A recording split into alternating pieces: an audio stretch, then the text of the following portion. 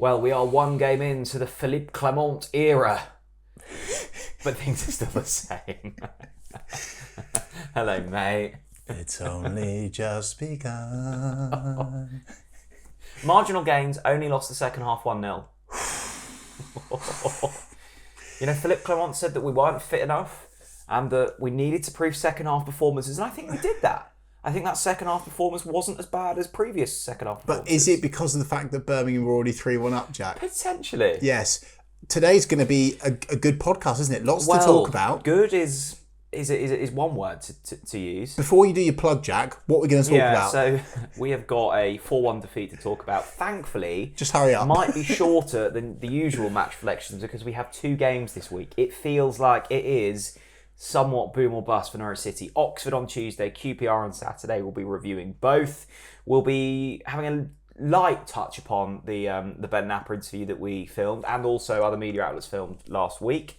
We've got some absolutely corking questions. Corking? Yeah. And I'm sure at points I will lose my temper. So we will lose our temper. Let's just make sure that we're checking in throughout and making sure that we're okay. I think we are at incense stick territory, by the way, Jack. What's that? Look, Jen, you don't know what incense stick is? Well, no, I know, but what's the territory? You're right. Yeah, the smelly thing. The territory is make me sneeze. We're on the verge of going down, aren't we? So the incense stick needs to come out. Oh, I see. I think we should put it here. I'll buy one. Okay. And I don't think, because they really make me sneeze. Well, but we're going to need something to calm down. Yeah, okay. We can't, obviously, with copyright issues with YouTube, we can't put music on. No. So I think incense stick, maybe like some sort of like nice sort of like fluffy rug or something. Yeah. The therapy corner. Look, before we get into it, I want to say a massive thank you to one of our sponsors, partners, the Lod and Swan, which is a fantastic pub. And actually, for our kind of Lowestoft type Canaries or Yarmouth type Canaries, it's the perfect route back. But it's so much more than a pub, isn't it, Jack? It's so much more than a pub. It is the perfect formation. You have brilliant food, brilliant rooms, brilliant ale. It is the trifecta of pubs. And thankfully, they have got a fantastic offer on for Norwich City fans on match days. What is it? Well, we've got 2 match days this week, Tuesday and Saturday. So 2 opportunities to take advantage. You can get a gourmet burger, chips, and a pint. Guess how much? I mean, that's got to be, what, 30 quid? Why? Considering how good the burger probably is. knocking on the door at the moment, yeah. £17.50. No! £17.50. 17 quid? All you've got to do, go in there, say you watch TNC, it should be on the specials menu, and you can get stuck in to the Norwich City Match Day Lod and Swan burger. And do you know what they do? They go, whoa, hold up, and they pull out the red carpet from behind the bar, and they woof it out like that, and there you go, and you walk in, and there you go. The thing I love about the Lod and Swan, just quickly, the food. You walk in, and it feels like a proper villager's pub. Lots of people after a hard day's graft, sitting around having a pint, fantastic. And then you kind of walk through this door, and there's just this incredible restaurant with amazing food. So if you want a pint, fine, go in, have your pint. Yeah. Sit amongst the villagers, get in and amongst it. Do you know, get down and dirty, right? You want to go to the restaurant, fine dining. I feel like, and the match they offer is epic, right? Yeah. But that's not the end of the story with Lod and Swan. No. Because if you, I mean, look at their Instagram, right? The food. Actually, it's a good starting point. Follow their Instagram because then you'll get a feel. You won't get a taste because you need to be there to get a taste, but you'll get a feel of what it's all about. It's just spectacular. It is proper, and we love it there. So the Lod and Swan, get down there on match days, or to be honest, just get down there any day you want. Correct. And take advantage. Say hello to Andy, the landlord. He's a massive Norwich fan, and that's the other point. Run by massive Norwich City fans. Which we always advocate. Birmingham 4, Norwich City 1. We tried to kind of, keep the good vibes flowing. It's getting really serious, Chris. Well, look, the thing that I'd say right at the top, Jack, is I think it's right, and I think you have to give Clement the grace of that first game, right? Of course, some interesting team selection choices, which we'll maybe talk about. One pretty obvious one, but I think overall it was to be expected. Birmingham have scored 4 games back-to-back prior to scoring 4 against us as well in their last 2 home games. they're a well-oiled machine, mate. They're looking really, really tidy. And I think people that haven't seen Birmingham this season will go, "Oh, it's just Birmingham." Birmingham are Birmingham, but this year, Birmingham are Birmingham. Yeah. Like they are Birmingham. Yeah. So look, they're not one of the average sides. They're going to be in and around it this season, right? In my opinion, anyway. And they'll probably reinvest in January too. But the way in which we started that game was diabolical. The defending was an utter, total, calamitous disaster. Pub team is appropriate. Totally appropriate. And not a good pub team either. And a really, really shit pub team that have, like, I don't know, smashed 5 pints the night before. Well, 10 pints. Yeah, that was maybe. A proper hangover. Yeah, it was. And to concede that early on just really set the tone. And actually, the Birmingham manager came out in his press conference afterwards saying it set the tone, scoring that early. And they could have won it by so much more as well. Vlad with a couple of great saves. The only thing I'd be a bit grumpy on is this sort of narrative that we were better in the second half. Well, first of all, oh, hello. Your fluffy thing, that was so passionate. Well, first of all, sort me out. Well, first of all, where are your standards? Yeah. Right? And second of all, it was just obvious that the reason why we had a better second half is that Birmingham sat off. And look, maybe I'm being a bit grumpy about it, but that was how I saw it anyway. But it was the first game. Not much time on the training pitch for Clement. Obviously, smashed them with a bleep test a couple of days before that. Was needed, by the way, and is continued and obviously needs to be continually worked on. But yeah, overall, another really, really disappointing display. And I know we're going to talk about it later on the chat, Jack, but just really highlights how important this week is for Norwich City. The severity feels like it's gone up a notch now because we kind of had that 2-week period with the international break where you kind of forgot how bad we were. And it was like, okay, anything is possible here. We've got a new manager, a couple of players maybe returning from injury soon. And that grace period was just a complete, nonsense because we are, I watched that Sheffield derby yesterday. We are the worst team in the division by a long way. We are worse than Sheffield Wednesday. And we obviously had Ben, and we'll get on to the Ben Napper stuff shortly, but Ben Napper comes out, Philippe Clement comes out and says Philippe Clement said this team is nowhere near where I need them to be fitness-wise. Yeah. Which is just such an alarming thing to hear. We are nearly in December and these players aren't fit enough. Partly on Liam Manning, partly on Ben Napper. I think the players have to take a huge amount of responsibility. I saw Ewan Roberts on Twitter saying that's the one thing as a player you can control, how fit you are. Yeah. That is all on you to an extent.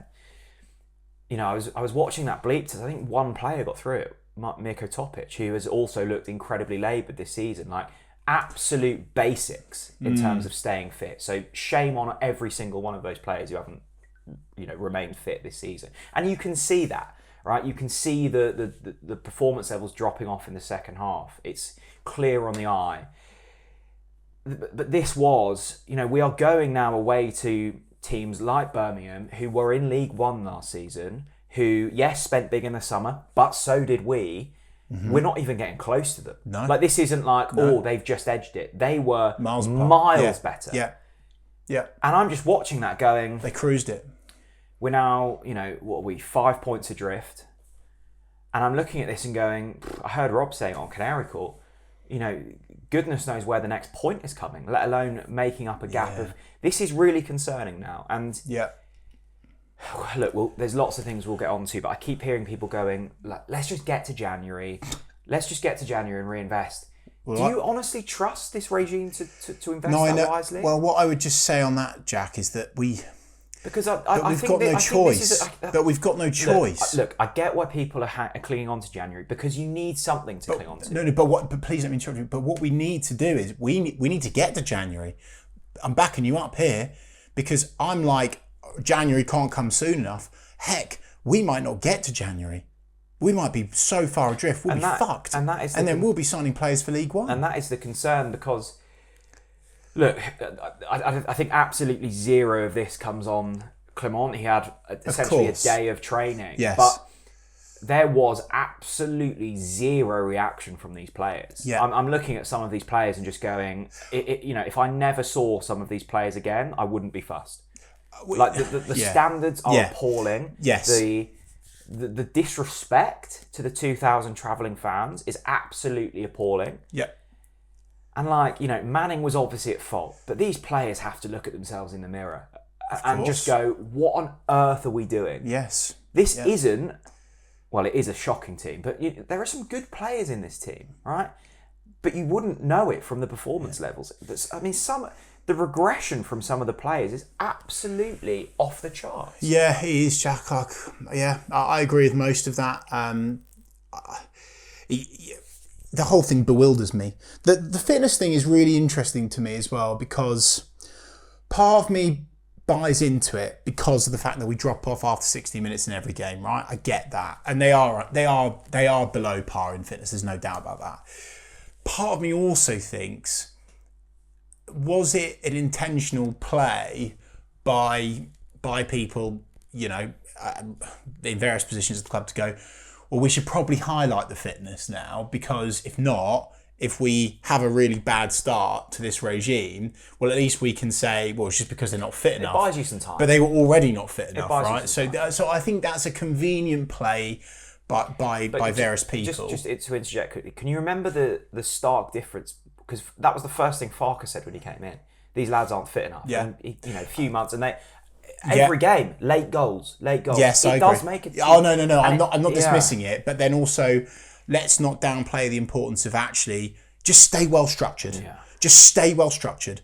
Be defensively sound. Do your job and do it well. You look after your man. You follow your man. Don't. You should be smelling his perfume. That's how close you should be to him, right? And we were nowhere near them. And so again, you talk about fitness, but fitness is nothing. I hope it isn't. Fitness is nothing to do with the fact that you concede that early on in the game, like we did against Birmingham. Yeah. First thing is you just stay organised, boys. Yeah. No, it's true. Soak up a bit of pressure. Yeah. If you've got kick-off, I was seeing Timmy Krul, Norwich City legend, talk about it after one of the games. I think it was Newcastle City, or before it was before actually. He said, look, if you're Newcastle and you're playing against Man City or any side, if you're in a bit of a situation, if you've got kick-off, play it straight back to your centre-backs, just get a few touches on the ball, just settle into the game, just calm things down. But quite frankly, and I'm sorry to say it this early on, if you were to play it back to Shane Duffy, are you that confident in doing that? Well, that's another issue. I mean, let's talk about the defensive line. I was listening to the game on Radio Norfolk, and I think it was the second goal. Chris Gorham described the Birmingham attack as queuing up for it. There were literally like 3 players ready to tap it in. The defensive line at Kovacevic in goal, you had Jack Stacey at right back, who's fresh back from concussion protocols. Yes. It gives me slight trauma saying this. Shane Duffy at centre-back, Harry Darling and Kellen Fisher out of position at left-back. Now, it is, to be fair to Clement, that left side has been decimated. No Schlupp, no Crescene, yes, no Mahova, I agree. No Diallo. Yeah. So you've got an out-of-position Fisher. Yeah, you forgive the left side. Who was poor and has been poor this season. I'm going to put it out there. He has played out of position. He has played under Liam Manning. He was excellent under Yanis Torup. Yeah. I want to see him get back to that. He's not a left-back. Well, yeah, exactly. And he's been poor at left back. Shane Duffy, I hope I never see in a Norwich City shirt ever again. I said it in the interview, it feels like every manager looks at the squad list and goes, okay, 33-year-old Shane Duffy played loads of football. I know, you said it he's in on the video. 35 grand a week, so he must be pretty decent. We need a little bit of know-how. I'm going to stick him in there. And then you have the 60 minutes of the Shane Duffy experience where just doesn't bother to run. That Kovacevic, when he's calling from spun him on the halfway line. Mental, isn't it? And he's calling for his keeper. It was mental. Do you know the thing that I'm a bit again like please believe me when I say I'm fully behind Clement, right? But I'm a little bit concerned that Clement comes out and says, oh yeah, well it was about learning. I think it was Samuel Seaman of the Pinkins said after the game, he said have you learned about what your Norwich City side is now? He went, no, I've learned more because I've already watched all of their games this season. So if Clement has watched all of our games this season, and he's come to the conclusion that Shane Duffy should be starting a game of football, I am concerned, but as I say, I'll give him some grace. But what on earth what's does he think more of Jakub concerning, Medic? I tell you what, if he's in this, I tell you what though, if he is in the starting lineup for Oxford, He won't be. There's no way. There is no way. Surely. Have you also noticed? But mate, I don't know anymore. Clement doesn't blink. Yeah, good. Waste of time. With this Norwich City side, mate, you need to keep your eyes open at all times to see all of the mistakes. I've said it before and I'll say it again. Like, Duffy is the epitome of exactly what's gone wrong this season. Complete and utter contempt towards the fans in more ways than one. Inept at playing football at a championship level anymore. A complete lack of care and effort. And this seeming like from a few members at the football club, like he's the one that's going to save us. I'm like, I don't know about that. I would refute that. I don't think that's fair. well, why do we keep playing? Well, I don't think people think he's the saviour. I think that's some weird thing that's been formed. That's not true. That's not true. Why has he not just dropped and left? Because not even in the they need squad? experience. What I found, okay, so let's maybe just change it a little bit on Shane, right? Which is that I thought it was interesting. Again, Sam Seaman of the Pink came out and he said, why did you pick Shane Duffy? Because obviously most fans are thinking, what? And he spoke about the fact that he was a voice from behind and he was able to coach. I'm not sure if he said coach, but he definitely said the word voice or being vocal or leading from behind, right? But he didn't talk about his performance. He didn't talk about his ability. He didn't talk about anything like that. So What do you that think was the voice interesting. was? Just like a sort of old man just shouting in the air. Like, oh mate, look. I think to summarise, look, because you got to be a little bit careful here, but I think to summarise it, it's a sad indictment of where this football club has come to, because it's a player, regardless of what's happened off the pitch, on social media, behind the scenes, on the pitch, whatever, everywhere, just everywhere.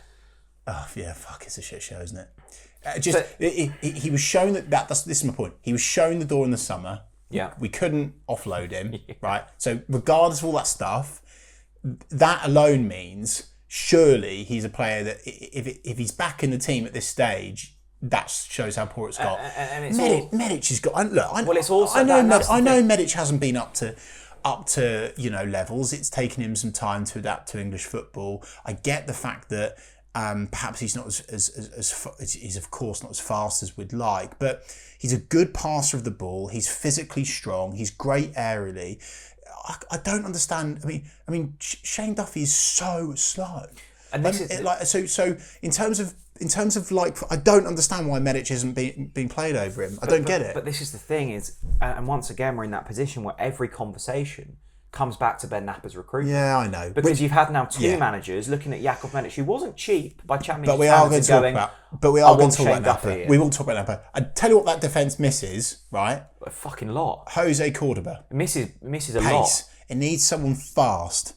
So Jose Cordoba, who actually looked pretty decent against Ipswich. I know we lost. I know, but he looked decent against Ipswich in that. But how sad we're once again coming to a point where we're going, oh, that defender looked decent in the game where we conceded 3 goals. I agree. No, I agree. Yeah, I agree. Like, we are in a real mess here. I agree. Yeah, I agree.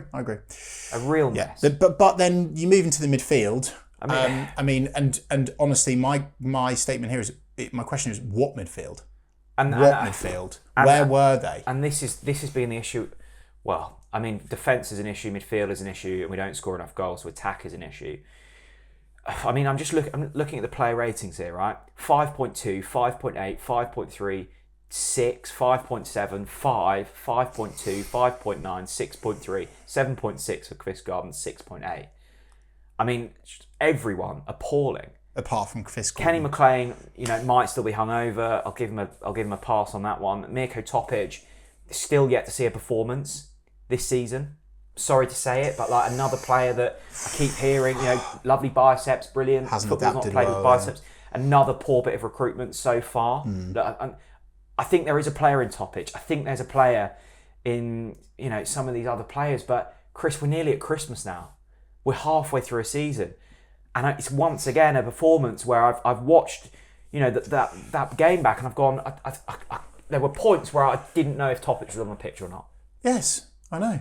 I know, that's my point. What midfield? It is horrific. I know, what midfield? And we are going to, I'm sure there's been a question about it. It just really highlights this point of, why is Jacob Wright not getting back in this midfield? I mean, it then makes you come to, because we're not being told why. I hope that the official press can ask them in the press conference and really press on it more. And I don't want to jump to conclusions or assumptions, but it makes you think, how on earth is he not back in this side? My only hope can be is that Clement's come in and gone, Oxford and QPR are must-wins. Yes. Let's give some of the hangers on the side, some game time against Birmingham, and then we'll actually play the real deal, right? Okay, that's my only hope. Yeah, it's probably nonsense, but I need to hang on to something. At this point. Yeah, that's an interesting thought. we're so shit, aren't we? We're so bad. It's the type, when you're at youth football and the lads who aren't good enough, but their parents are taking them week in, week out. So. We used to play Sol Bay, right, which is Southwold, which is like an hour and a half away. So you take the players that weren't very good because they'd get a game because no one else wanted to travel, right? The good players didn't want to travel. It's a November morning, and I've got to go to South. That might be why they've taken Duffy. Let's talk about there are none. No. There is one positive. 0, 0. There is a positive. There is a positive to share. 3 and 3 for Chris Gordon. Obviously, resulted in 0 points, but that's a positive. That's a good bit of recruitment. See, this is the sad thing, Chris. He is a very good player. Come on. He is. I like Chris Gordon. But the sad thing is, Chris Gorham, I'm getting no joy out of these goals. Remember when Jovan McCarmer scored against Swansea? I love Jovan McCarmer. 0 feeling. Complete numbness, right? Because I was like, okay, great, we've scored, we're going to lose. Chris Garden scores at the weekend. I feel 0. Oh, God. I don't... And, I should be excited, but...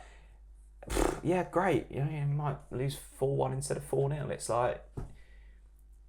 Chris Garden is a good player, and he is a good bit of recruitment, and they did well to get him for the price they did. Yeah, they did. So, well done. Yeah, right? that was and good. He's back fit, and he's not injured yet. Right? Good. But he had been injured. He had been injured. Yes. So that wasn't a muscle injury. Yeah. Chris Garden is a good signing. Yeah. So that's a positive. Yes. What's our next talking point, Jack? We spoke to Ben Napper. Yes, we did. That was... I'm so done with this team. There was a couple of comments. There was a couple of comments on... It was... By the way, just to kick things off, thank you so much. Thank you. Honestly, because after we'd filmed that, as you would have seen from the behind the scenes video that we released as well, you and I we were a bit apprehensive going into it because we were like, what the hell is going on here? And then afterwards we were a bit like, oh, blimey, this is going to divide people. But it was a resounding positive reaction and we really didn't expect that. So thank you. It really means a lot to us because we put a lot of work into it in terms of getting the questions right and trying to challenge and trying to get to set the tone well. Just now that we've got, you obviously did the behind the scenes video, and thanks to, I think people enjoyed that as well, so that was nice. What was your, now that we've had a few days since that point, what was your reaction and what was the mood for you in the room like that? Well, look, the mood in the room before, during and after, let's talk about and off camera. Before, because people wouldn't have seen any of that, right? Okay. Just give me a feeling of the night. Well, this is what I'm saying in a roundabout way, Jack. I think before, during, and after, it was tense. It was, wasn't it? Yeah, it was. Yeah. It was tense, all right. It was quite. We were forthright with each other, weren't we? Yeah. I think people need to know that, though, don't they? It wasn't. Bit of sparring. It wasn't. We're all going on a summer holiday. It was quite punchy. Yeah. But I'm not surprised. I'm kind of pleased that it was like that, really, because it would be a bit weird if, they'd kind of come into our TNC territory and, tried to massage things. They didn't at all. And even off camera afterwards, leaving the TNC studio, you could it kept circling, didn't it? And by the way, I'm not this isn't it was like it was all just healthy debate. It was continued healthy debate from start to finish, on and off camera. I think I reflect on it, Jack, and before and after it, I always just wondered, like, how and why us? It just seems really interesting. But look, I'm not jumping to conclusions. I'm very grateful for the opportunity. Ben came on, and ultimately his task was to own what had gone on. He all he could do is come on and own the mistakes. Yeah. But in terms of like putting those mistakes right, or obviously that wasn't the point of the podcast. Was there anything now that you look back where you wish you'd said things differently? Definitely. More? No, definitely. And I want people to know what would you have done differently? Well, I think I had one or two myself. Well, you might remember off the top of your head. I don't remember off the top of my head. But as people noticed, we had our phones out because we'd created some show notes, and under each kind of subsection of like all of the parts of the Norwich City shit show this season, we had like 5 or 6 questions. And part of the reason why I was referring to my phone is I was like, right, well, I just want to make sure that each subsection is covered, if that makes sense.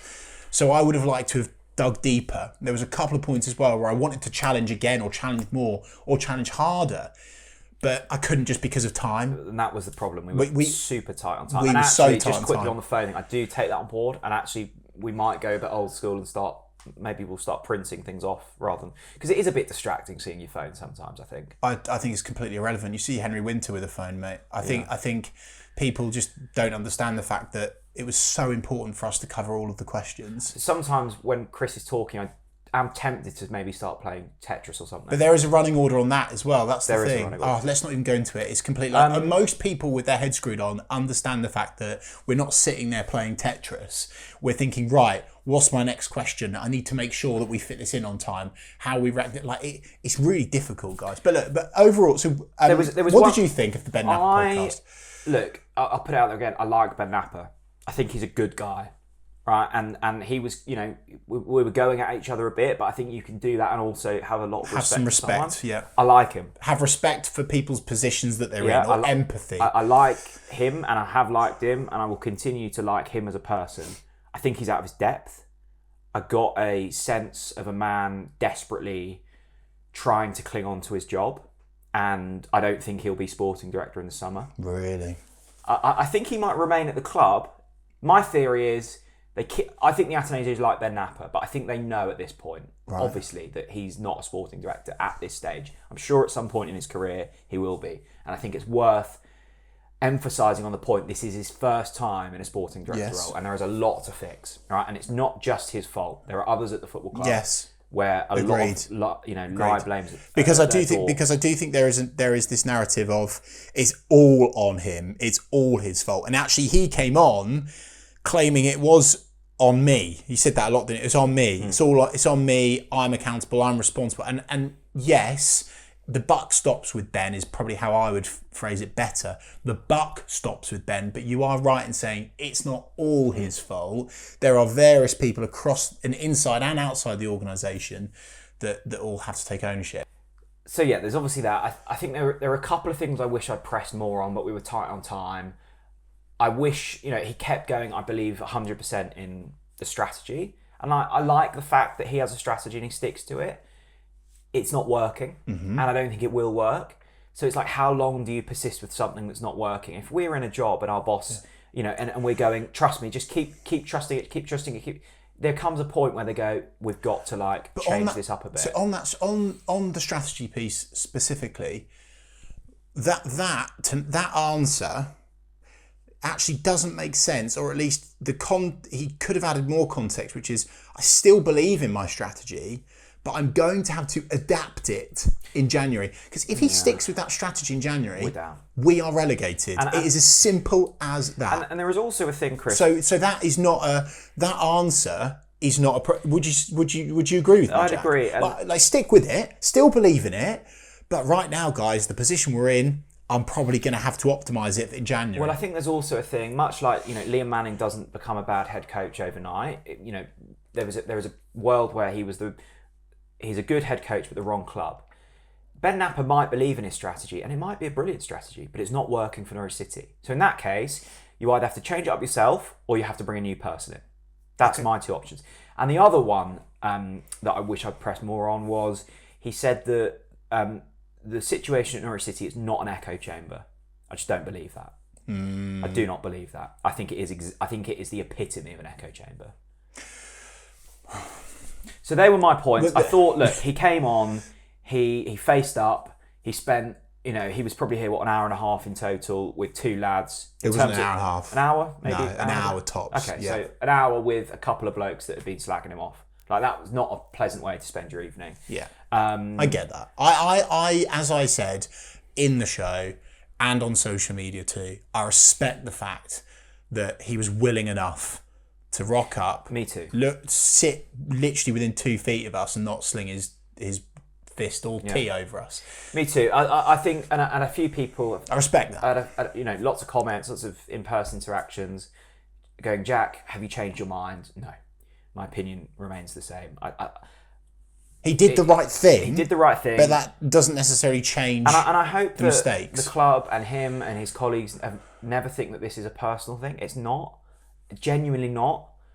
But I think he's out of his depth, and I think a lot of people are out of their depth at the football club. Okay. And I don't think until that changes, Norwich City will make notable progress.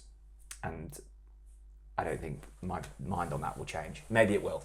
What's next, Jack? It's a big week. It's a huge week. Seriously big. Like, Monday morning, game on Tuesday. I'm shitting myself. Yeah.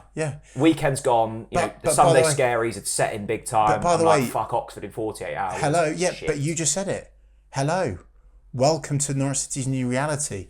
You're shit scared for Oxford at home. They've got points. That is how far we've come. Seriously, if he scores the winner against us, I'm done. No, I'm done.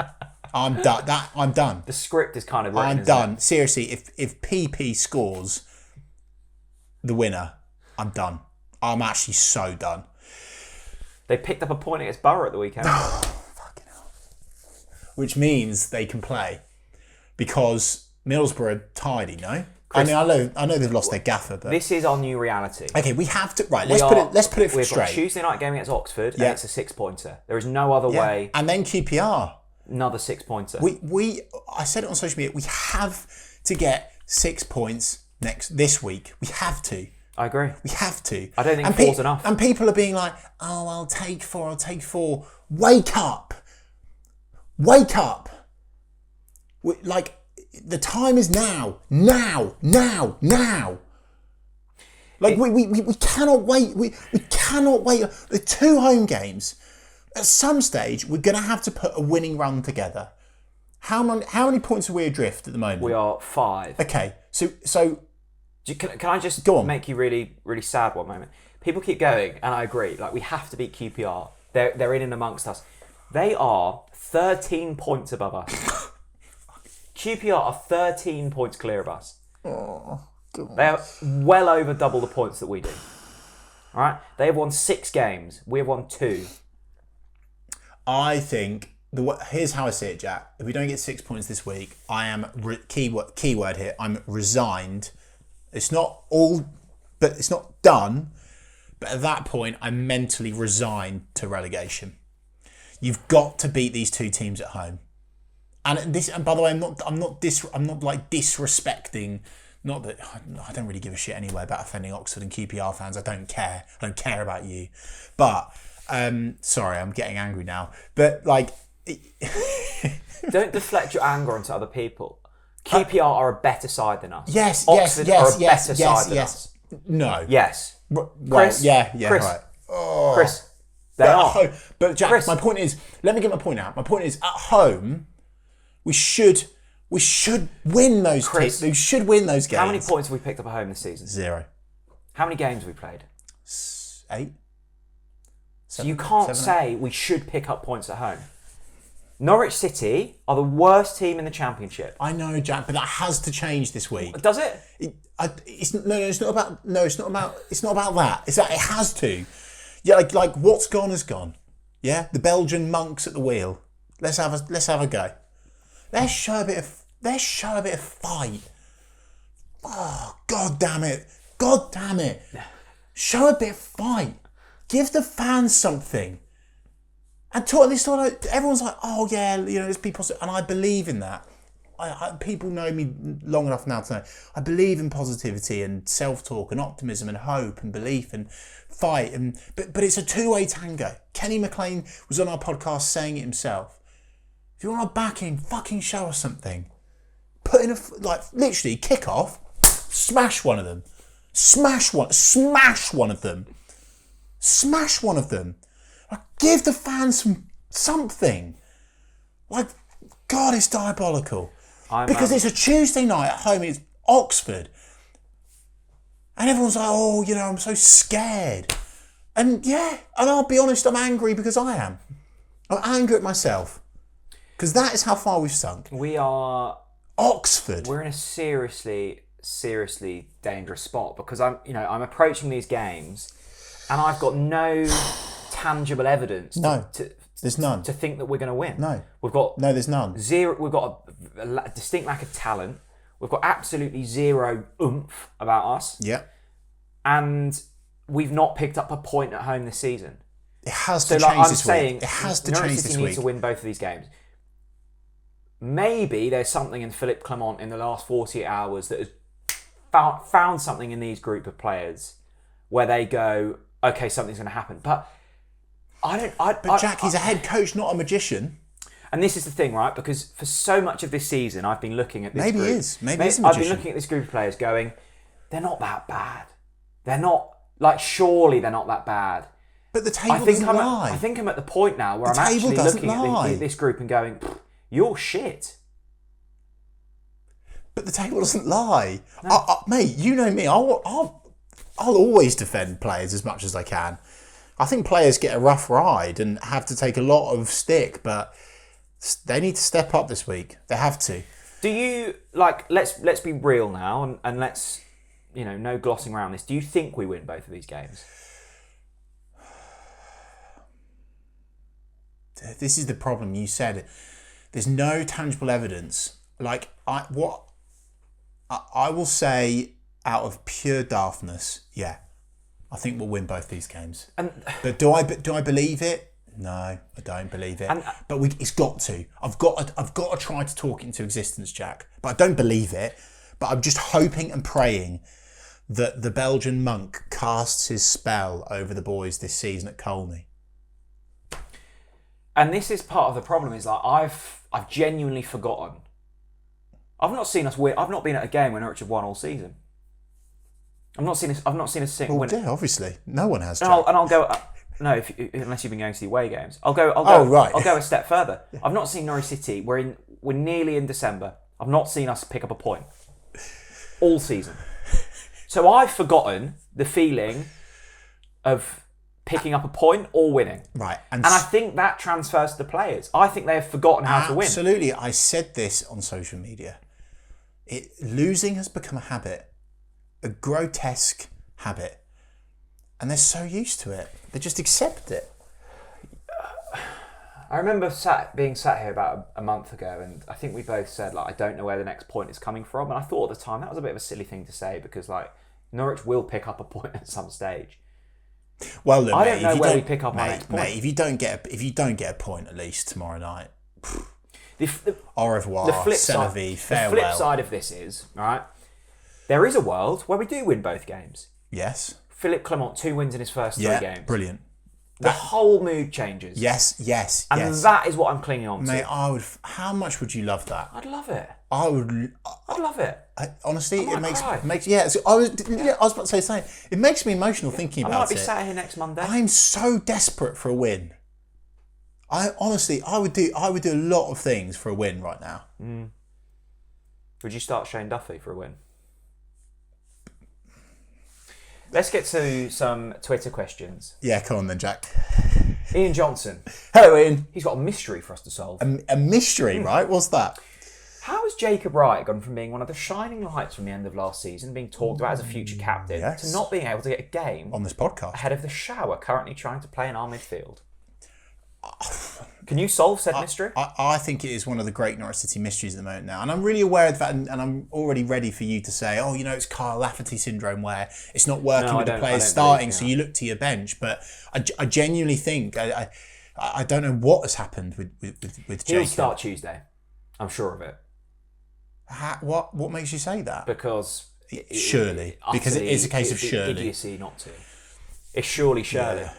Because the midfield at the moment is absolutely missing. And let's be frank, right? We had Jacob Wright on the podcast pre-season.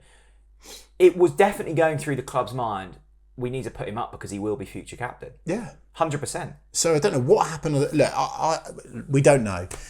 Look, he started, he got sent off against Barrow. We've not seen him since. So are you in agreement? Jacob Wright has got to start tomorrow night?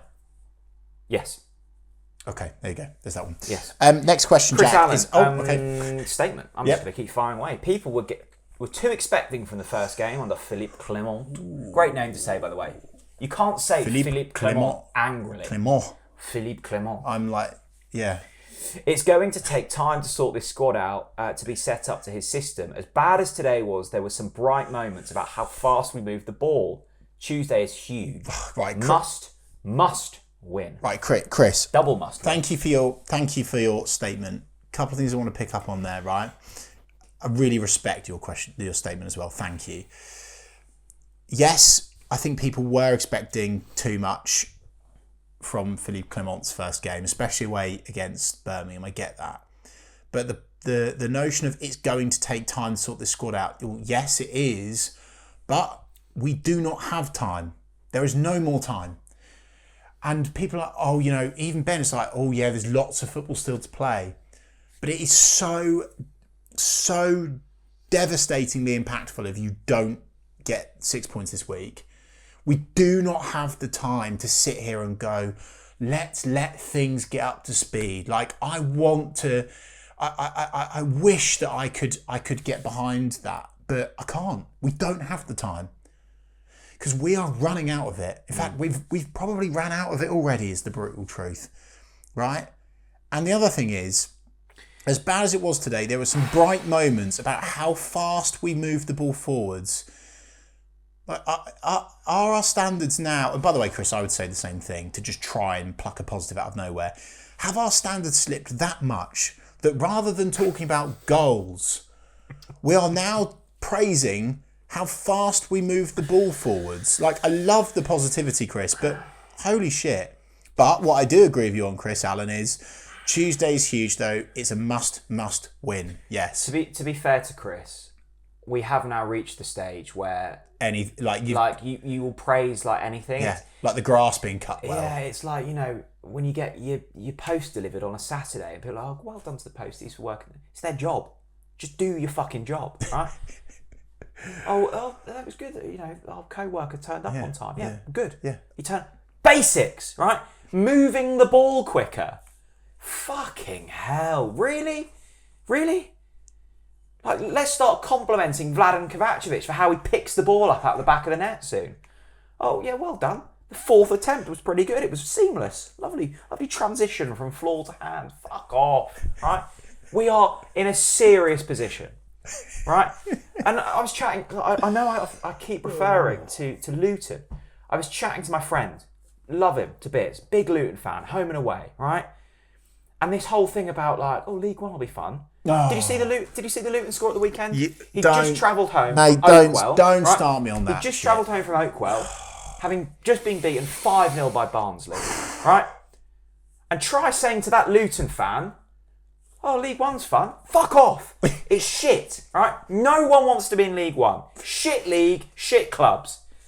But we are one of them now. So sorry to the kids that are watching. Great. We'll go to Stevenage next season and move the ball quickly when we lose 4-1. On a serious note, don't... Shit. On a serious note, don't flip me into League One will be fun, because that honestly sends me west. And this is the other thing, right? Honestly sends me west. There is a world next season where Mate Jurisic is our number 9. And it becomes that point when we're going to Swindon, and I don't know what league Swindon are in, but they sound like they're in League One. We're going to Swindon, and Mate Jurisic is playing through the middle. At that point, I'm done. He'll I'm tear. out. He'll tear it apart. I'm checked out. Right. I'm fully checked out. He'll tear it apart. I'm done. Well, this is dangerous, but I'm gonna pull up a statement. I'm gonna really play with fire now, Jack. Will Bunn says statement. I'm actually nervous to say this. Go on. I've not seen it. It could be good. Duffy should never play for Norwich again. Yeah. And that statement applies 18 months ago Yeah. and shouldn't even be a topic for discussion in 2025. No, I agree.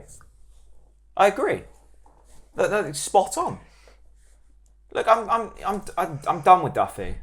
Oh yeah, obviously I know that. You know, I'm done, and I've said my bit. I think the fact that he remains in this starting 11 is utterly shameful, and I'll go that far. The way that he's behaved on the pitch, off the pitch, on social media. Like, how are we in a position where we're paying this guy 35 grand a week? He's one of the top earners in the league. In the league, right? He's calling Norwich fans knobs. Yes, that's a sentence. And more. Right? Shameful. Shouldn't be anywhere near this 11. Okay, and actually, the club know that. They wanted him gone in the summer, and we couldn't get rid of him. I think the fact that it was made clear that the club wanted to move him on in the summer, and now he is back in the starting 11. I would be so concerned if Clement starts him on Tuesday night against Oxford, having watched that and I think against Birmingham. I think the thing with Duffy, and actually, like, for points last season, he was okay. Yeah, right? yeah. I'm not going to say he's good. He was I agree okay. with that. Yeah, I agree. So with there was that. a bit of a redemption arc, and then he kind of threw Johannes under the bus. You know, Potentially led to the sacking.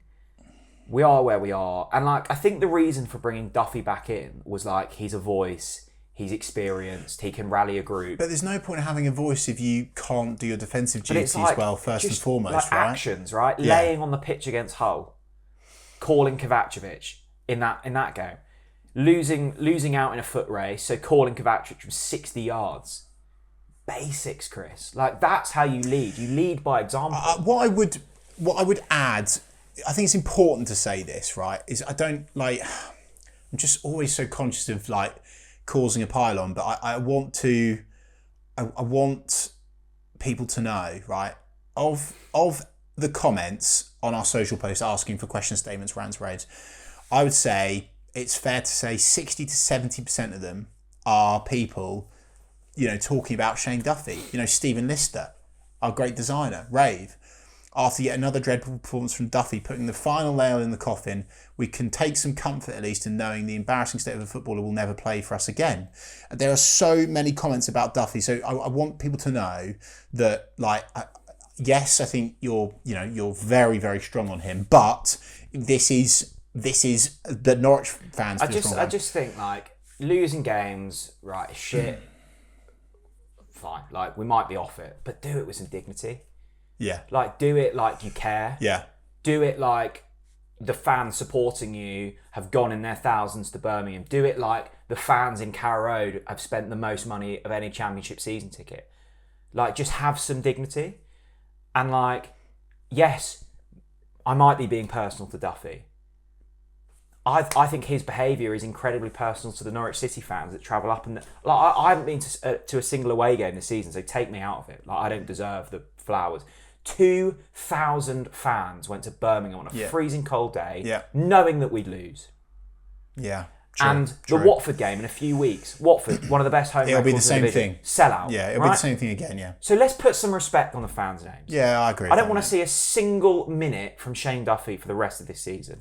And actually, for those other players that maybe don't want it, I couldn't care less if I never see you play for Norwich again either.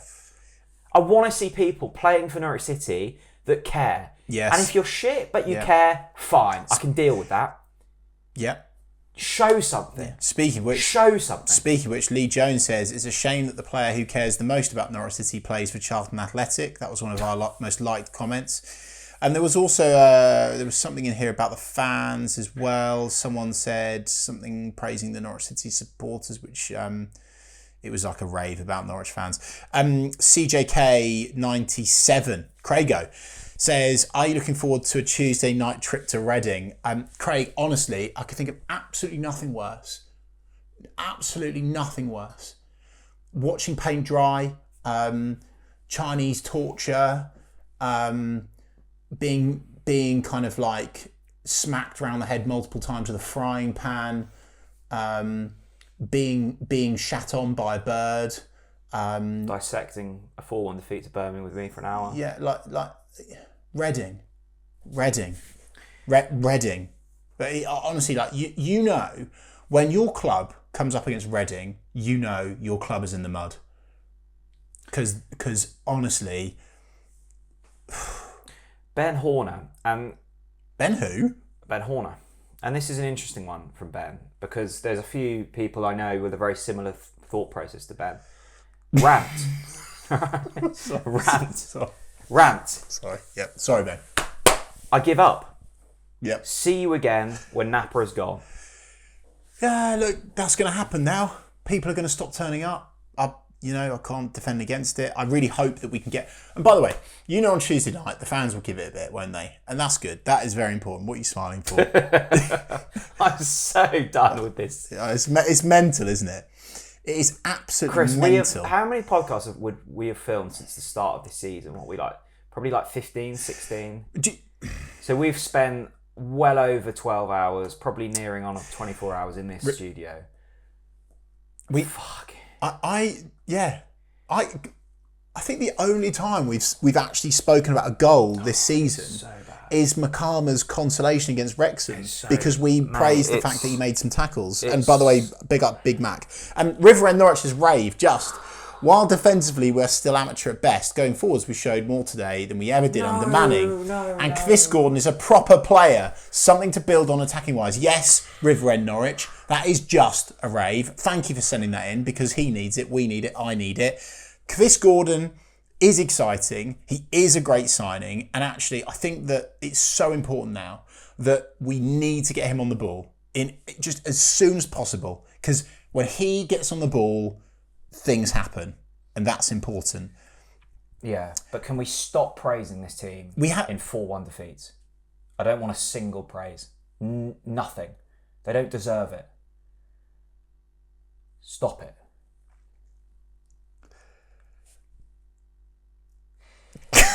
You're in big trouble, mate. No, I know. It's dawned on me. No, I know. It's properly dawned on me now. Yeah, and by the way, I'm all like ha because if you're hurting inside. And also if you don't laugh, you'll cry. No, but trust me. Next Monday, when we film our next podcast, if we're sitting here and we haven't got 6 points, you're going to see a different side to me, Jack Reed. Let me tell you that. I'm really hopeful. No, I'm not hopeful. I'm hoping up the Clement that we sit here next Monday having won 2 games because when we always say really feel the lows because it makes the highs better. Yeah. I at this point can't see me feeling lower this season. Like there's not a world. Mate, you're wrong, and I'll tell you why you're wrong. Really? I'll tell you why you're wrong because we've still got to play Ipswich at home. Yeah, but by that point we might be out of the relegation zone. Do you know what? Let's end it on a bit. Let's end it on a bit of a vibe, right? Okay. So I quite like that from you. You've spoken there about you've got to feel the lows to appreciate the highs, right? Okay. And I'm properly feeling it now. Tuesday night, right? Standing on the byline, the big bald Belgian bloke, right? Under the lights, belting out his instructions to his boys in yellow, yeah. Crisp November fucking the amount couple of post work pints. Come on. Yeah, a little bit feel good. Let's fucking come on. Yeah. Do you know what I love Clement. I love him. I look at him and he's certainly looking at me. He's not blinking. Yeah. Right? It's good. I love the fact that the players are going to be in the changing room, not even be able to look him in the eye because he won't take his eyes off of you. He is like he said in his post match, which made me laugh. I think the Pinkham boys asked him the question. He said something like, why did you come to Norwich or something? Which, by the way, we're all thinking, let's be honest. And he said something like, I'm not a sadist or something. Like, he said it like, ha-ha, sort of sarcastically. I think he is. I think he enjoys the pain. I I think he enjoys it. And do you know what? There is something inside of me that thinks, like, there's a slither here, Jack, that thinks, holy shit, right? If we somehow stay up at this stage, could you imagine it? Because we are not only on the ropes, we are not only on the canvas, we've been thrown out of the ring and we are bleeding out. So if we somehow manage to survive at this stage, honestly, give Clement the keys to the city. Make him the mayor of Norwich. Crown him. Create some new Norwich City crown jewels and put a crown on his head. Yeah? Belgian monk. Buy the Belgian monk. Yeah? And just paint the whole thing with kind of like murals of Clement. Yeah? Belgian beer for free for a week. A month. Yeah? Fucking rename the city stand after him. I'll tell you what I need. You do like a bit of Philippe Clement, don't you? No, I do. I think he's a good hire. I do. I like him. I just need some evidence now. I'm completely, gotta win, boys. Gotta win now. I'm completely out of like make believe. I've run out of that. Yeah, they need to show us something now. And this is what's made me really sad. November 24th, right? I was at Carrow Road in the peak of the summer in August. Yeah. Yeah. I've not seen with my own eyes, because I wasn't at Blackburn and I wasn't at Portsmouth, I've not seen a single point. I've not seen my beloved Norwich City pick up a single point, and we're nearly at Christmas, right? And I was at Carrow Road this season when it was baking hot and I was in a t-shirt. And I'm lost for words by that. And you'll be more lost for words when we film our next podcast. Look, it's gonna. And I think we film our next podcast. Yeah, we do. Our next podcast will be filmed on the 1st of December. Yeah. So look, and let me tell you that when I turn over that page and reveal the December player, that will really get you going. Look, this next podcast, it's boom or bust for Norwich. Yeah, boom or bust for this podcast. Yeah, simple as that. I'm either going to be hats on, give us something. Clement keys to the city, or I'm going to be like I'm going to be struggling to talk. We're in deep dark territory, big time. We'll see. Are you actually capable of filming a podcast next week if we don't get? It's going to be tough because I'm because you've already. I'm struggling to put I know sentences together because I know I'm so close to saying something that's going to be regretful. I know. Well, yeah, you've already been, but I don't think, Jack, you or I are. I think really we're just mirroring the thoughts of most Norwich City fans, to be honest. So, let us know what you thought about this episode. Oxford, QPR, just give us something, boys. Give us something. Hashtag of the pod, squeaky bum time. Let's see a reaction. Squeaky bum time. Get it on social media. I'll share all of them as a thanks for your support. Philippe Clement, there is an opportunity here for you to become a hero. A legend. An icon. And players, right? You might not like what I'm saying. Good. Let's turn it round. Come on, boys. Let's turn it round. Come on. Show us a bit. Thanks for watching, everyone. Take care. Bye-bye.